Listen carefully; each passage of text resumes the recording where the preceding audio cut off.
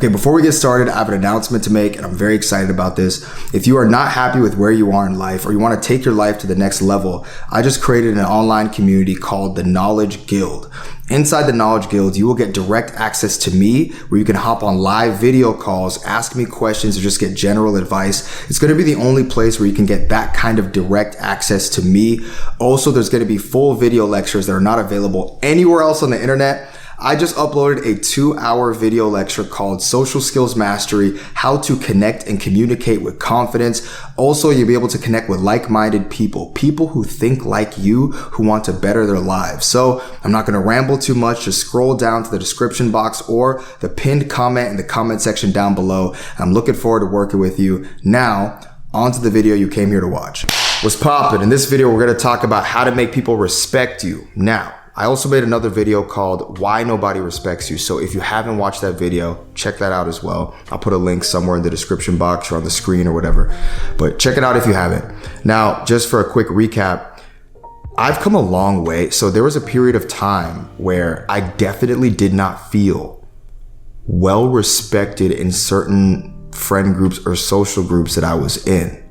And over the years, I learned what I was doing wrong, and I was able to fix those things. But if you're watching this video, I'm sure that you can relate to situations like your quote unquote friend group constantly making fun of you or picking on you or criticizing every little thing you do, whether it's the way you speak, the way you dress, the way you walk. You can't do anything right with these people. Or maybe you feel like in certain social settings, your opinion isn't valued, or you say something, you try to speak up, but then someone constantly talks over you. It's like you're an afterthought in the conversation. And these are all things that I experienced in my life. And over the years, I was able to identify what I was doing wrong, and I fixed it.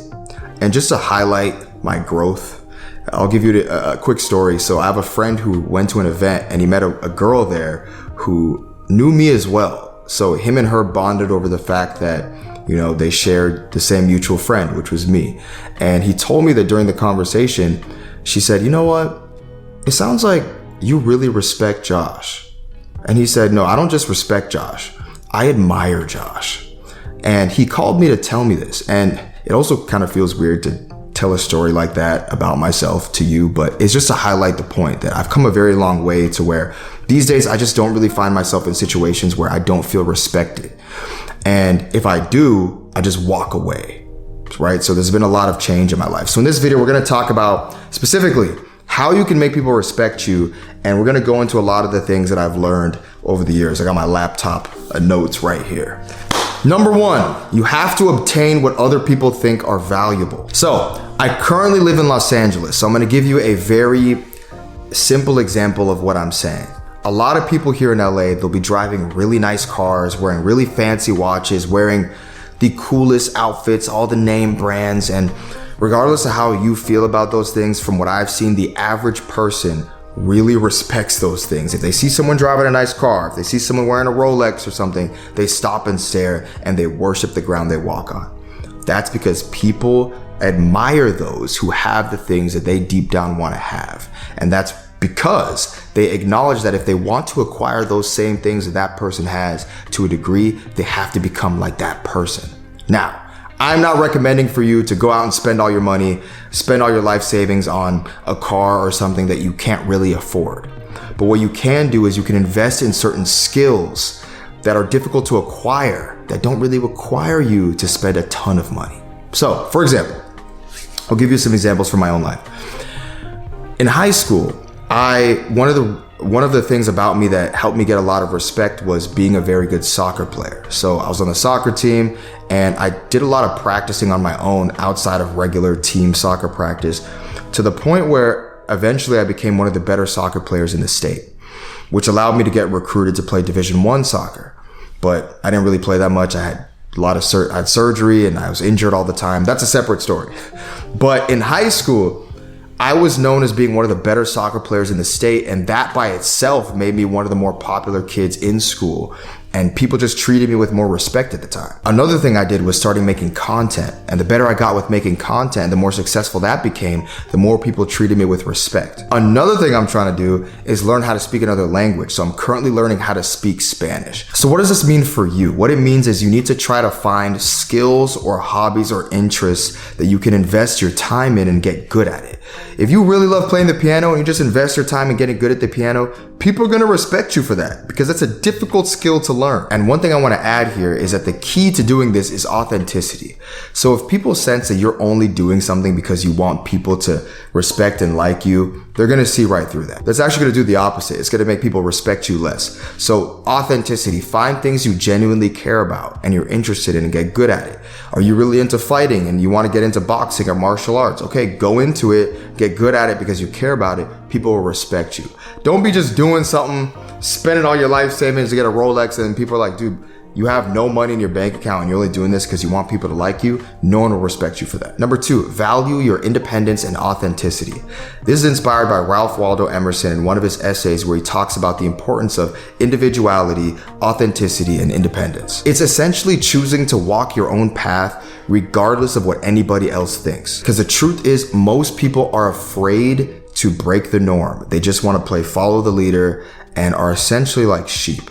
But if you are somebody who's willing to say, hey, you know what? I don't really like doing XYZ. I like doing this instead. And you do it, people will admire that bravery because they deep down know that they want to do that, but they don't have the courage to do it. So I'll give you another personal example with this. I went to college and I majored in accounting. I got my bachelor's degree in accounting. When I graduated and I started working in accounting, I knew I hated it.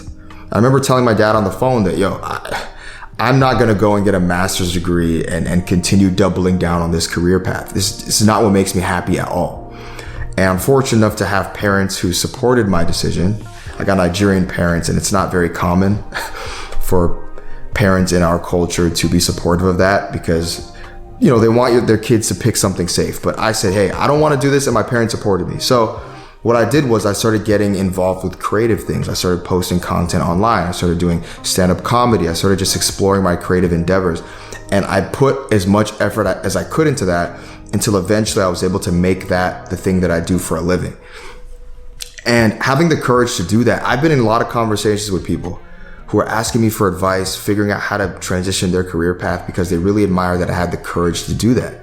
Because the safe route is to just do what everybody says you should do, that go into the career path, just be a doctor, be a lawyer, be a whatever, because everybody else views it as a normal, cool, safe thing to do. And if that's something you want to do, go for it, right? What I'm trying to say is, and it's something that I've always believed in life, is try to find the things in life that genuinely make you happy and light that fire within you, and then work to align yourself to live a life according to that. So if that for you means going to college and going to school or whatever and becoming a lawyer or a doctor or an engineer or working a 9-to-5 and living a simple life, do that. If that for you means living a more unconventional life and maybe taking some risks in order to get where you need to get to, do that.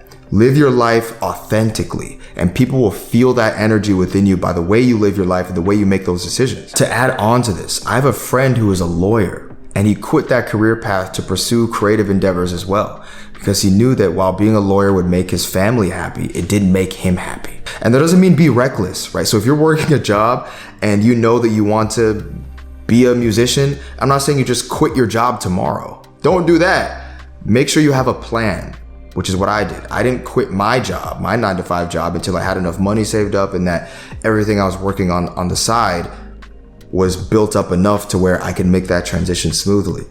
So do it wisely. I never advocate those aggressive, random acts of just dropping things and going the other way. I see these people talk about this on social media and romanticizing those decisions, but don't do that. Just be smart and intelligent with your decision and make your end goal, your 5 or 10-year plan, ultimately getting to the place that will truly make you happy in your life. Number 3, be in great physical shape. The truth is, being in good physical shape is like wearing a small badge on your arm that communicates to everybody that you have discipline, self-respect, and consistency. And the thing is, you don't have to be a bodybuilder, you don't have to be extreme with it, but you have to look like you're fit and that you take care of yourself. I remember I saw a video on Instagram where this woman, she was running on the treadmill, and then the text on the screen said, it was a quote saying, "Why do you work out so much if you're already in shape?" And then basically the rest of the video showed clips of her when she was really overweight, obese, and she was basically saying that if only you knew how I was treated when I looked like this. And when I went to the comment section, I saw a lot of people who were in different points of their weight loss journey, and a lot of people were talking about how they were saying you cannot truly comprehend how differently the world will treat you when you get in good physical shape. And a lot of them were talking about how when they were bigger and more obese, people just kind of cruel. They don't treat you well. They don't really acknowledge you in conversation. They don't really want to be your friend or hang out with you or be seen with you in public. And then the second you get in shape, you get fit. Oh, suddenly getting dates are easier. Making friends are easier. People take you more seriously. That's just the way the world is. And apart from how the world and other people could treat you, it's also just a huge sign of self-respect and self-love. Because if you could get to the point where you can run up the stairs and you're not out of breath, that's like the biggest kind of I love you can give for yourself. A better overall quality of life. And this also plays into the first point, which is obtaining what other people think is valuable. Because being in shape, it's a difficult thing to do. It means you have to consistently put your body through stress. It's not easy. It's easy to sit on the couch, watch TV, eat potato chips, eat donuts all day. That's the easy route. But people don't respect those who take the easy route. So just try to look at everything you do as self-respect. And it's not just exercising, it's looking at the food you eat, the things you put inside your body. The way I like to describe this is look at your body as a luxury car. When you buy a luxury car and you put gas in it, you don't put regular gas in it. You have to put premium gas in your luxury car.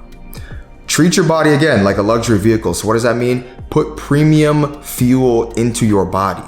When you go to the store, put down all of the chips and the cookies and the cupcakes and maybe buy some more fruits and vegetables. When I go shopping, for example, 99% of what I buy are whole foods.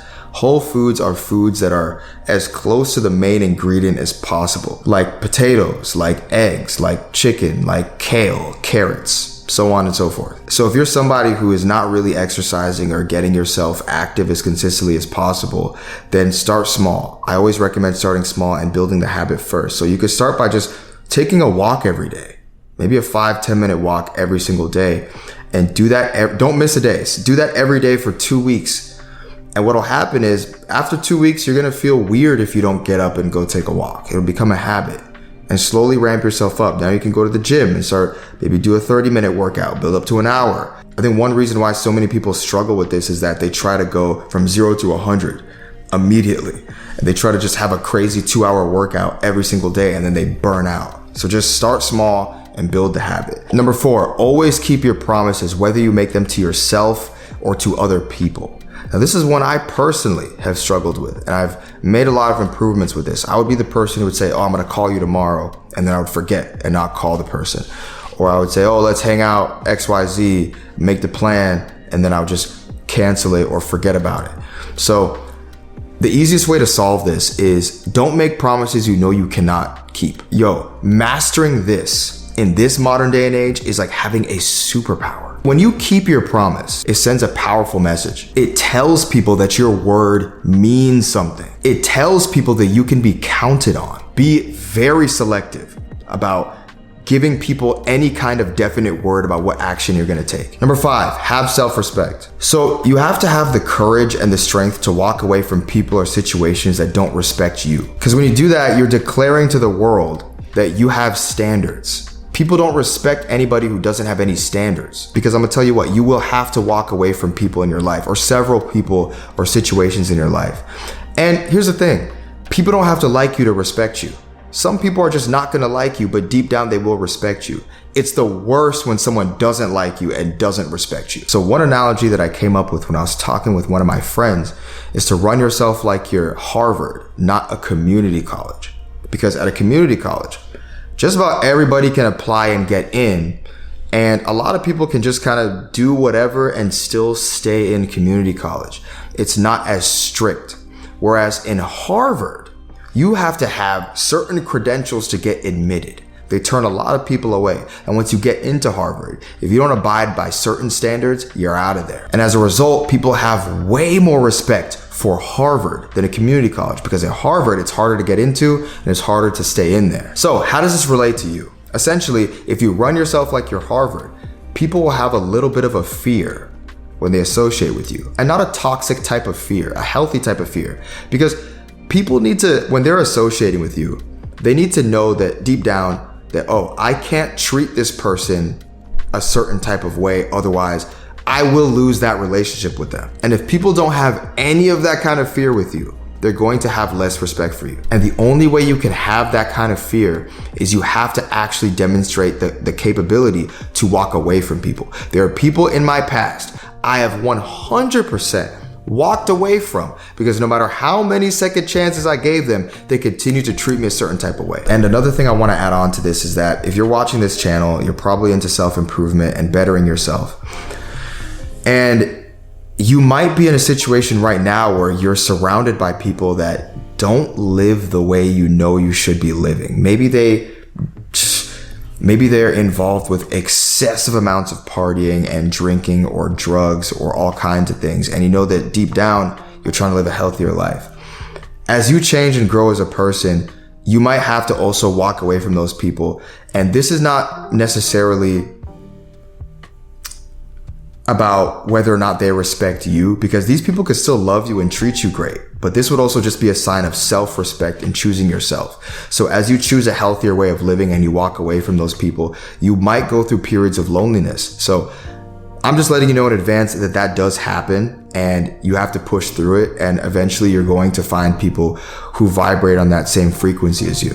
Hope that video helps. There's another video on the screen that you might enjoy. And remember to start small, do your best, and remember that some progress is better than no progress. Peace.